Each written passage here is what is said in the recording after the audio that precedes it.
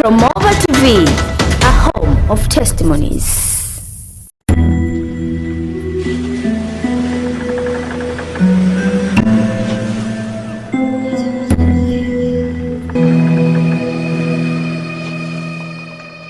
Mungu wetu asifiwe sana. Haleluya. Ndugu mtazamaji na msikilizaji wa chaneli yetu pendwa ya Promova TV, Mungu asifiwe sana. Mungu Baba, Mungu Mwana, Mungu Roho Mtakatifu. Aliyoko mbele ya kamera hizi za Promova TV, Mwalimu Glory Mina, Venance Mpua. Yesu ni Bwana na Mwokozi wa maisha yetu. Tuko katika huduma ya mtoto wa mazingira magumu ya rohoni. Ninasikia fahari kumheshimu mtoto wa kiume. Mtoto wa kiume fahari kwa mama yake. Mtoto wa kiume majitai kwa mama yake. Mtoto wa kiume ni fahari kwa taifa lake. Bwana ametupatia neno la kutembelea kwa mwaka mzima. Bwana ametuambia, Bwana ametusemesha. Ndani ya ukimya kidogo ulipopita, tulikuwa ndani ya kupikwa. Tumepikwa, sasa tuko tayari, na ndio maana tuko mbele yako mahali hapa.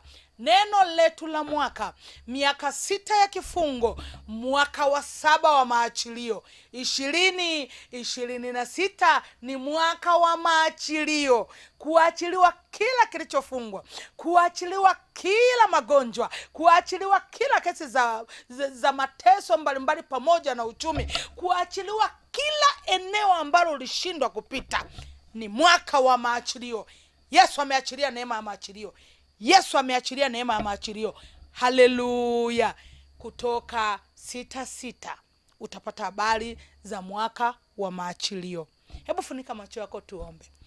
Mungu wetu na Baba yetu, tuko mbele zako saa hii na wakati huu Ebeneza.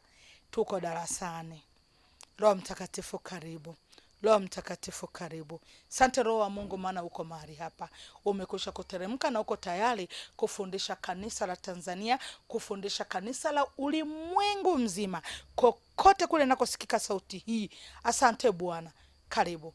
Karibu Baba yangu. Tukufu na heshima na dhamani zako. Anza pamoja nasi, umalize pamoja nasi. Baba, utukufu tu ni zako, nikiomba na kuamini. Amen.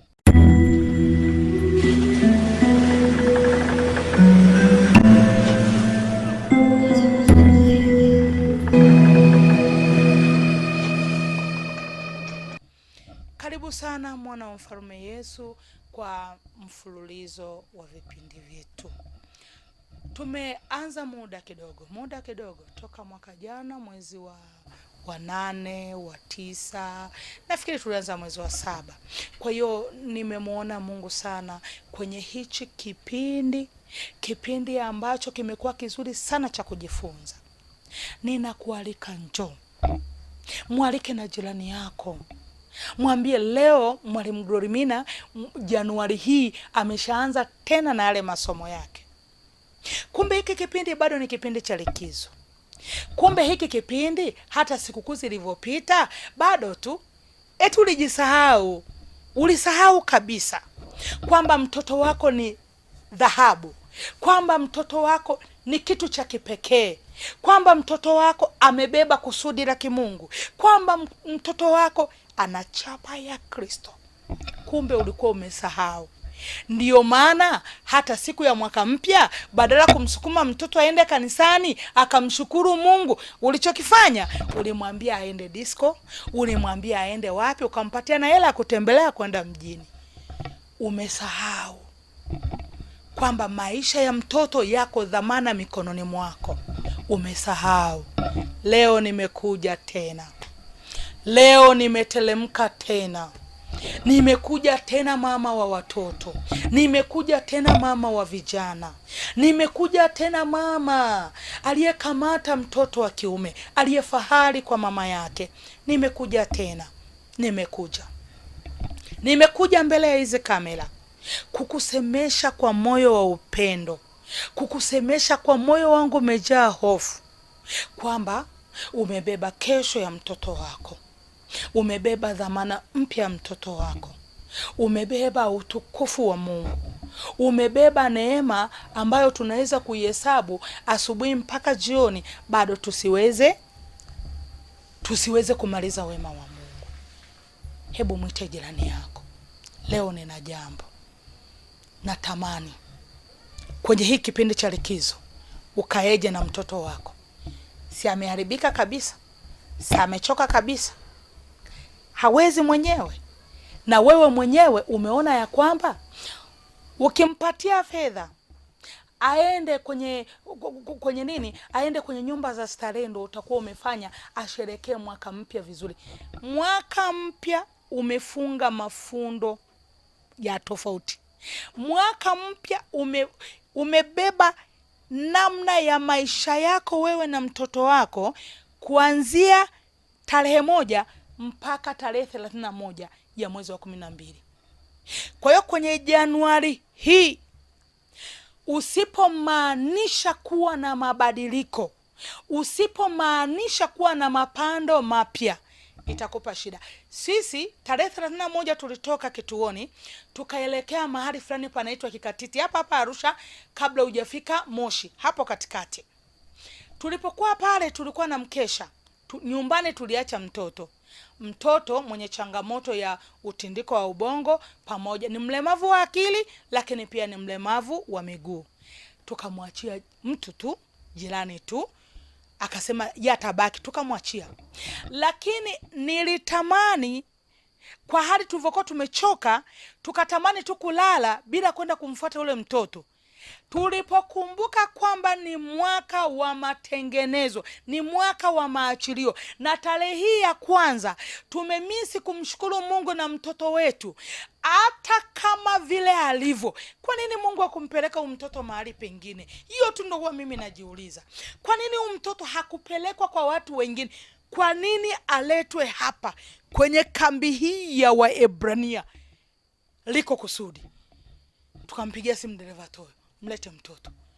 Amemleta mtoto, tukaje tukashikana mikono kama wanafamilia moja, tukatamka jambo, tukazungumza. Kwanza tukamuuliza, umekula nini leo? Akatuambia, leo ulienda kanisani? Mama Biti, mimi sikuenda kanisani. Kwa nini? Angoje je kuchukua? Nini? Akatoa sababu. Tukaona hiyo tu ni vita. Tukashikana mikono. Haijalishi kuzungumza naye ni ngumu huyu mtoto, kwa sababu hana uelewa kama wanadamu wengine, lakini kwa sehemu alielewa. Tulimkalisha chini, mimi nikamsemesha, kaka yake akamsemesha, anapaswa atembeeje huu mwaka, anapaswa simamaje huu mwaka. Sisi tulipokuwa kwenye kupokea mwaka tulitamka nini, tukaanza kumkilisha na yeye yale tuliotamka, kwa sababu tulikuwa live na Promova. Tukaifungua ile klipu ya mkesha, na yeye akaanza kuisikiliza vile tulivyokuwa tunafanya, na yeye akafanya. Kwa nini? Kwa nini usipomwekea mtoto wako msingi, usipomwekea mtoto wako msingi, ndani ya tarehe 1 magugu yanakuja kupandwa. Mungu atusaidie sana. Mabaya yanakuja kupandwa, mambo kule na kule yanakuja kupandwa. Wakati mwingine huwa ninakataa inapokuja ile hoja kusema, mwalimu yeye anasema tu, lakini watoto ni wakorofi sana. Lakini watoto, unakuta mtoto wangu tayari ameshakuwa na kesi mahakamani nyingi tu, kesi za ubakaji. Mwalimu anasema tu hajawahi kutanaga na mtoto mkorofi. Wewe unaongea hayo, ni marudio kwangu. Kama nimechomwa na moto kuanzia kwenye goti mpaka chini ya mguu, na rekodi kipindi cha kwanza cha Promova nikiwa nimevimba, mguu umeoza, unanuka, nilimwagiwa mafuta na mtoto. Sikumwagiwa na mtu mzima, sikumwagia na mtu ambaye hayupo hapa. Ni yuko hapa nyumbani, anahitaji umsomeshe, anahitaji afunguliwe kwanza, cha pili umpeleke shule kwa fedha yako, cha tatu anaumwa umpeleke hospitali, kila kitu ufanye wewe. Lakini bado ana mwalimu mwingine ambaye huyo mwalimu alimtuma akamwambia, ninataka tutengeneze njia namna ya kumpata mwalimu Glorimina. Kwa hiyo tumeona wewe unaweza, ukiweza kutuletea damu ya huyu mwalimu, kiukweli tutakupatia umalikia, wewe utakuwa dhahabu sana. Mimi akili yangu najua kwamba amekuja mtoto kuja kufunguliwa, kumbe ana agenda yake ya siri. Kwa hiyo ukiniambia kwamba mwalimu anasema kwa sababu hajawahi kutana na mtoto, nimekutana nao. Wewe hauna alama, mimi nina alama. Kuanzia kwenye goti mpaka kwenye unyayo nina alama. Sio hiyo tu, nina alama ya kupasuliwa uti wa mgongo, upana wake namna hii ulivyopasuka, nina alama hiyo. Nilikanyagwa na mtoto wa kiume. Hakuna kitu ninakuja kwenye kamera kama sikupitia. Hakuna kitu ninakuja kwa ujasiri na kukuambia usimkatie tamaa mtoto wa kiume, na kukuambia mtoto wa kiume ni dhahabu, na kukuambia mtoto wa kiume ni mzuri, ete kwamba sijapita. Hutaka kusikia neno la ushuhuda kutoka kwenye kinywa hichi kama sikukipitia. Ninachokwambia ni kile nimekipitia kwanza. Nimepelekwa darasa mwana wa mfalme Yesu, ndiyo maana nimesikia moyoni kuumia, nasikia msukumo. Roho Mtakatifu ananisemesha. Roho Mtakatifu ananiambia waambie watu kwamba ni mwaka wa maachilio, kwamba ni mwaka wa maachilio. Ni sauti kutoka kwa Mungu kwamba wewe Misri, wewe Farao, lazima umwachie wana wa Israeli na waondoke wao na watoto wao na mali zao na kila kitu, waende wakanitumikie. Sina ushuhuda wa kwa jirani, sina ushuhuda wa mahali pengine. Ushuhuda, maisha hayo nimeyapitia kwanza, ndo nakuja. Wakati uti wa mgongo unavunjika tena, yani walipasua ukubwa huu wa uti wa mgongo, na wataalam najua naangaliwa na madaktari, uti wa mgongo uwezo kaushona. Nilijuaje? Mimi sijasoma sayansi, nilijuaje kama sio niliuona kwenye vipimo? Wakati ule uti wa mgongo unaachia, nimepigwa nikakanyagwa hivyo. Hakuna sababu, kwa sababu hapakuwa na sababu yoyote kwa wakati huo, hapakuwa na sababu yoyote. Wanamaliza kunitengua, naenda hospitalini na napigwa rufaa kwamba hapa hatutaweza, huyu Ambrose uwekwe mafuta akimbizwe General Dodoma kwa habari ya kumcheki huu uti wa mgongo. Nafika Dodoma tayari huko walikuwa kwa watatu, tayari vijana wameshakamatwa, wamewekwa ndani. Sababu ni nini? Nilikuwa na ubiri Injili. Mmoja wao kwenye ile grupu yao alikuja kujisalimisha, maana lilikuwa grupu la wale vijana wabaya kabisa. Wale vijana wao nao wajua, ukipita usiku anakuniga. Ilikuwa ndio hilo grupu. Sasa wakati mwenzao amewarudishia vitendea kazi, akamwambia hirizi yenu hii hapa na kila kitu hii hapa, nimekutana na mwalimu ameniambia maneno mazuri, amebadilisha nia yangu. Wakasema tutakuua wewe na mwalimu wako. Kwa kabla hawajaanza kumshambulia yule, walikuja kunishambulia mimi. Walivyopasua tayari niko General Dodoma. Nikiwa General hospitali, ndugu zangu wakaja kuniona, wakaamrisha kwamba kituo cha polisi pale waende wakakamata wale vijana wakawekwa ndani. Nikiwa pale nilimpigia simu mkuu wa kituo, nikamwambia mkuu wa kituo, sijui utaniona mimi ni kituko, mimi sijui, lakini naomba wale watu ambao wameshikiliwa kwa ajili yangu, naomba waachiliwe. Uti wa mgongo huko nje. Wakasema nimechanganyikiwa. Uti wa mgongo ulifungwa tu kiaina tu hivyo, ila kwenye ule uti wa mgongo mbavu 3 zilikuwa zimechomoka. Hizi mbavu mara kwa mara, hii moja inaonekana, hata kama mtu akija kutaka kwa ushahidi, hii hapa inaonekana, maana ilipata shida kubwa na haikuwezekana tena kunyoka. Kosa zingine unaweza kukuta kwamba wakati nimesimama kuhubiri, kama nitaongoza maombi kwa muda mrefu, kwa sababu hicho kipengele ndicho Bwana aliponipandia. Ukiona nimeshika namna hii nimebana, ina maana naibana ile mbavu nipate balance kidogo. Lakini mara nyingi nakuwa nimefunga mkanda. Ninao mkanda ambao ninafunga. Ikitokea nimesahau kuufunga, lazima nitashika namna hii mkono wangu. Ukiona nimebana hivi, ujue alafu kaona nimekaa upande hivi, basi ujue ninatafuta balance kwa sababu ya mbavu moja. Wale vijana wakatolewa. Baada ya kutolewa, nikawasamehe kutoka kwenye vilindi vya moyo wangu. 2 walikwenda kuiba mahali, wakaenda kuumiza watu mahali, walipigwa wakafa. Kwa kesi nyingine, sio kwangu. Lakini mmoja sasa ni mchungaji.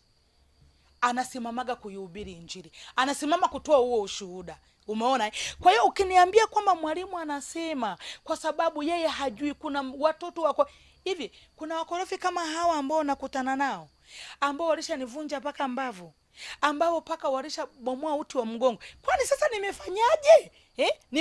Wewe unavyoniona sasa hivi, si imebaki ni story tu. Ninayaweza mambo yote katika yeye anitia nguvu. Usimkatie tamaa mtoto wa kiume. Bwana ana haja naye. Bwana anamtaka. Wakati huu wa likizo, watoto wengi mko nao nyumbani. Bwana ana haja naye. Unaposema kwenye ile Zaburi ya 23, Bwana ndiye mchungaji wangu, maanisha kutoka kwenye kilindi cha moyo. Usione kwamba hili, mtoto huyu amenitendea hili, mimi siwezi tena kumpenda, mimi siwezi tena kumjali. Ninapoyazungumza kwamba mzazi, leo nimekukarisha hapo chini, mzazi, mlezi, mwenzangu, kwamba mtoto anastahili kusimamiwa na kusudi la Mungu kwenye maisha yake litatokea. Na maanisha, kama ni ugumu wa watoto nimepita, kama ni shida za watoto nimepita, kama majirani kunidharau, wamenidharau mno, kama ni matusi nimetukanwa mno. Saa zingine unamuona kabisa mtu anapita pale mbele yako anakuambia kazi yake ni kutunza watoto wa watu tu, atakuja kuzeeka na kufa hivyo hivyo, hana mbele wala nyuma. Hayo ni matusi umepewa. Ninayo, lakini natamani ujue siri ya kwamba umepewa dhamana ya huyu mtoto.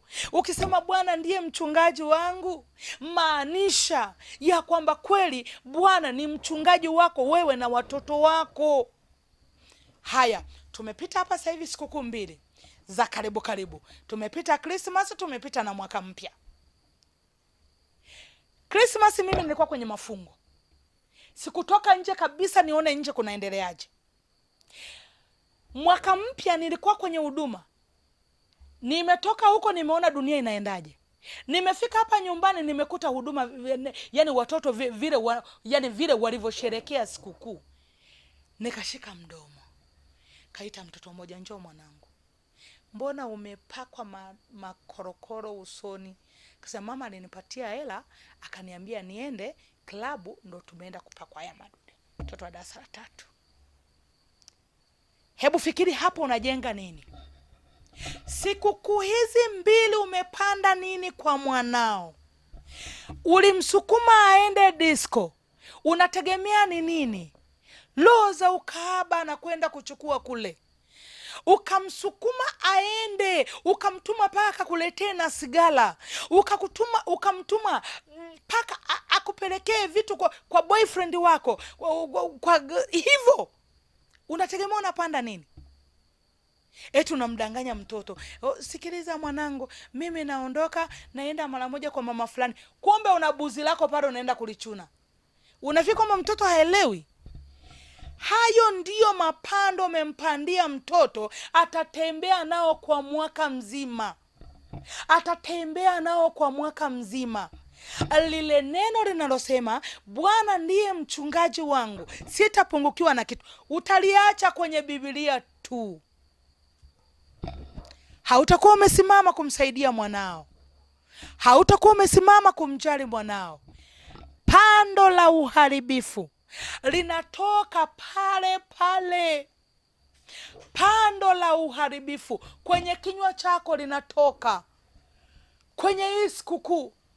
Kile ulichokipanda sikukuu ya mwaka mpya, wenzako tunang'ang'ana, watoto tulionao ni walemavu, lakini bado tunang'ang'ana kuingiza vitu vya kimungu.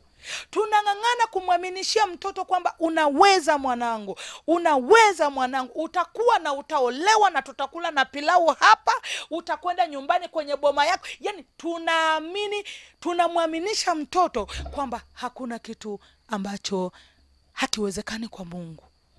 Lakini mwenzangu, unasubutu kumtoa mtoto, umemnunulia na masuruali yale yaliyochanika chanika kwenye miguu, kwenye mapaja, umemnunulia. Ni mtoto wa kike, lakini umemnunulia lisuruali limelarukararuka huku kwenye mapaja yote yako nje.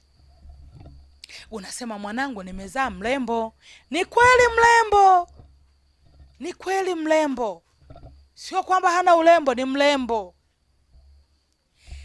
Sasa angalia tunapopoteza pointi wazazi. Ni kipengele kipi ambacho tunapoteza pointi kabisa? Tunawaungamanisha watoto kwenye madhabahu za mashetani pasipo kujua. Tunawaweka watoto kwenye madhabahu za majini mahaba pasipo kujua. Unaposimama kumtafutia mtoto wako nguo ya sikukuu iliyolaruka kwenye miguu, maana yake nini? Unapanda roho ya uzinzi. Ndiyo maana mtoto wako ameshaanza na kulembua macho. Ndiyo maana mtoto wako anajifungia chooni, anakata kiuno, anafanya mazoezi ya kuwa na mwanaume. Katoto ka miaka 7, 8, katoto kadogo ka miaka 5, unakanunulia kwenye sikukuu nguo ya kihuni yenye chata ya malango ya giza, unakapatia katoto kako. Alafu mtu mwingine wa jirani anakuja na kuomba, samani, naomba nitoke auti na mtoto wako, unampatia. Kazi kweli kweli. Unapanda roho ya ukahaba. Mtoto mdogo anaanza kufanya mazoezi ya kuingia kwenye ngono. Mtoto mdogo anatamani, anachukua na vinyanyanyanya, anaweka hapa, anasema anavaa na kablozi, anabinuka namna hii, anasema, anamwambia marafiki zake, umeona nyonyo yangu? Hayo yote aliyapata wapi? Kwenye ile nguo uliyomnunulia kwenye Christmas na mwaka mpya. Alafu inafika wakati wa shule, mtoto anaenda shuleni hana uniform. Sasa hivi huduma hii ya mtoto tumeshaanza kuwa na operation sana kutafuta uniform, ili kwamba tuna eneo la Gambosh kule, huwa tunawasapoti kwa uniform. Sasa sisi tunaumiza kichwa kwamba tujueje tununue uniform kwa ajili ya wale watoto kule Gambosh. Lakini si ajabu wazazi wao wamesimama wanasema, nina hela ya kumnunulia hii nguo iliyochanika chanika mwanangu kuliko kwenda kununua uniform. Haya sasa, lugha gonga na Bwana anasema miaka 6 imekwisha. Miaka ya mateso imeisha. Miaka ya kufungwa imeisha. Miaka ya mahangaiko imeisha. Miaka ya aibu imeisha. Imetosha. Wana wa Israeli walikuwa wanafungwa. Ikifika mwaka wa 7, Bwana alikuwa anawaambia ni mwaka wa maachilio. Tena anawalazimisha wana wa Israeli, anawaambia ikitokea una mjakazi wako umemfunga, mwaka wa 7 muachilie, na alipata na watoto kwenye boma yako, muachilie aondoke na watoto wake, kwa sababu tayari ni mwaka wa maachilio. Sisi natugusa nini hii Kutoka 6:6? Inatugusa nini? Inatuhusu nini? Tulifungwa wapi? Kwani kuna gereza ambao tulikuwa tunaliona? Miaka 6 si tulikuwa tunatembea tu? Ni magereza ya kwenye ulimwengu wa roho.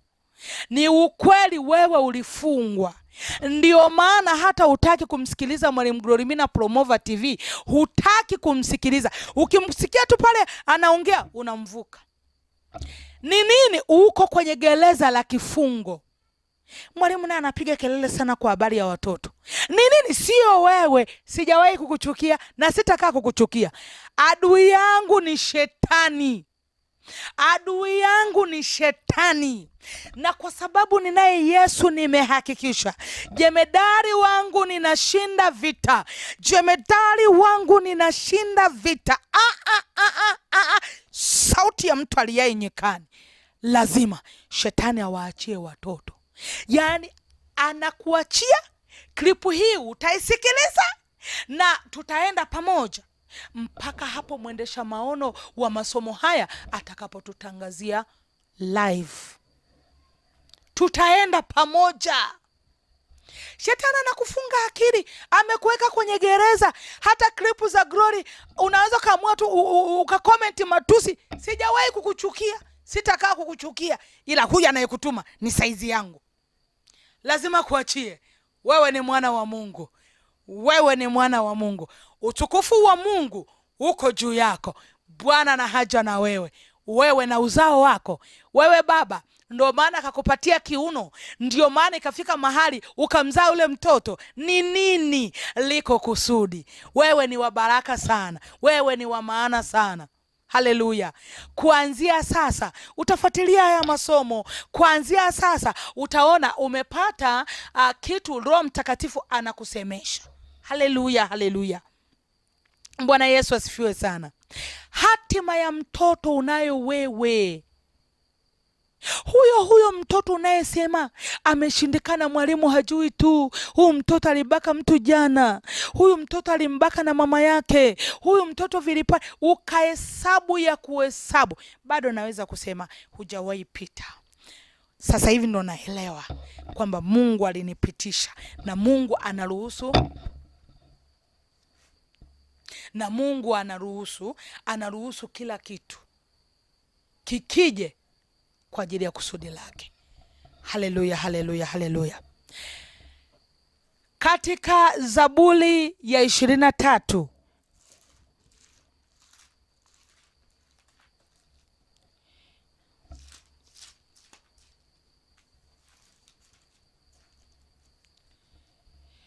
Bwana ndiye mchungaji wangu, sitapungukiwa na kitu.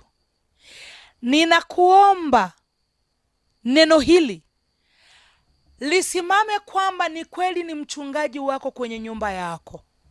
Utasimama vema na mtoto wako. Utasimama vema na mwana wako. Utamsukuma aje juu.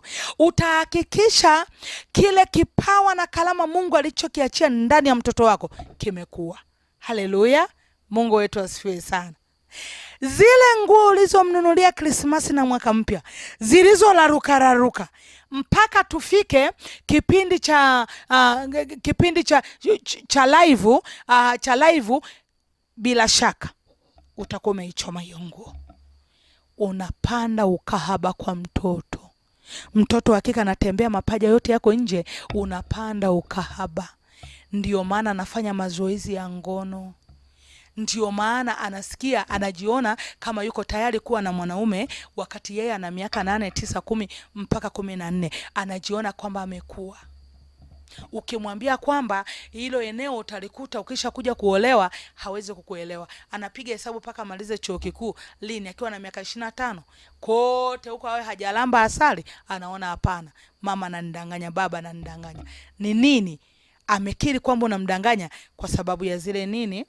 Kwa sababu ya zile suruali na zile nguo za ukahaba ulizokuwa unamnunulia.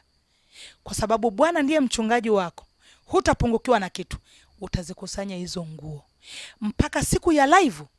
Yawezekana tutazichoma kwa pamoja. Namshukuru Mungu sana kutupa neema tena mahali hapa. Hebu funika macho yako, tumshukuru Mungu kwa pamoja. Nikuombe, endelea kufuatilia vipindi vya Mwalimu Glorimina. Mungu wetu na Baba yetu, Baba utukufu ni wako, heshima ni zako Jehova, matendo yako ni makuu. Sante Roho Mtakatifu kwa kipindi hiki. Sante maana umekuwa pamoja na sisi. Sante maana umetupigania. Sante uliye nuru ya ulimwengu. Utukufu na heshima na dhamani zako. Roho Mtakatifu pokea sifa, heshima na utukufu. Usituache wala usitupite tena tunapoendelea kujiandaa na masomo mengine, kwa ajili ya utukufu wa damu yako yenye thamani, nikiomba na kuamini. Amen. Mwalimu Glorimina Venance Mpua. Namba yangu ya simu 0768972891. Ninakupenda, ninakujali, ninakuthamini. Amen.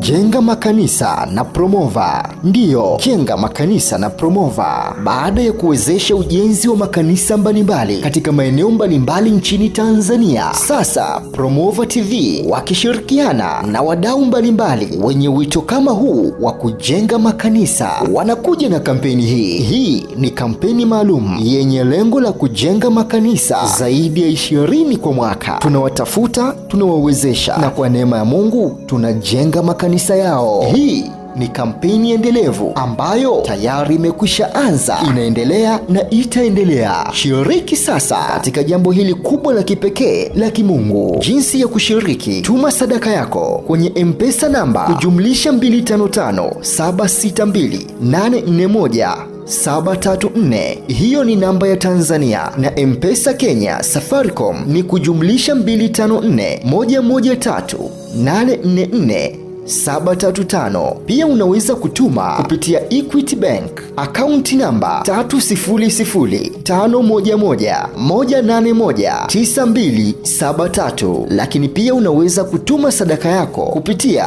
Western Union, MoneyGram, Ria, World Limit, Sendwave na njia nyingine nyingi. Namba zote za simu pamoja na bank majina ya usajili ni Jackton Arbogasti Msafiri. Tafadhali wasiliana nasi kwa namba tajwa hapo juu kupitia WhatsApp ili kupata maelekezo zaidi. Hakuna kikomo wala kiwango cha sadaka. Toa kadri ya uwezo wako. Na kwa maelezo zaidi kuhusu maendeleo ya kampeni hii, taarifa zote zitaendelea kutolewa kupitia Promova TV inayopatikana YouTube. Asante kwa kushiriki kampeni hii. Jenga makanisa na Promova.